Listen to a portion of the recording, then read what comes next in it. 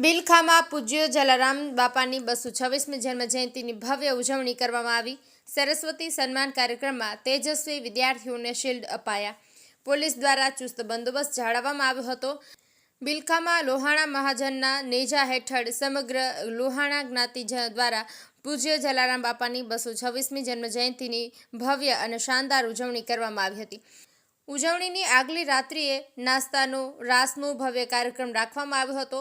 ઉજવણીના દિવસે સવારે વિધિપૂર્વક પૂજ્ય જલારામ બાપાનું પૂજન અર્ચન કરવામાં આવ્યું હતું। બાદમાં ધોરણ 8 થી 12ના ધોરણમાં 1 થી 3 નંબર મેળવનાર તેજસ્વી વિદ્યાર્થીઓનું સન્માન કરી શિલ્ડ સહિત અનેક ઇનામ આપવામાં આવ્યું હતું। ત્યારબાદ 12:30 ભવ્ય સમૂહ પ્રસાદ યોજાયો હતો।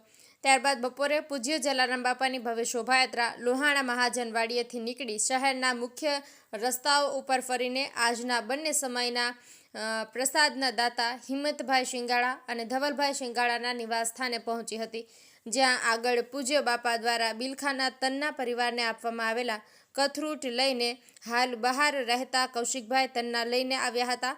એ કથરોટના દર્શન કરી બધાએ બાપાની સાક્ષાત અનુભૂતિ કરી હતી।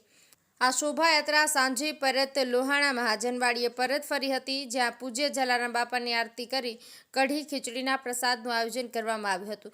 આજના બંને પ્રસાદનું તમામ આયોજન હિંમતભાઈ અને ધવલભાઈ શિંગાળા તરફથી આપવામાં આવ્યું હતું। જ્ઞાતિ તરફથી તેમનું ભવ્ય સન્માન કરવામાં આવ્યું હતું।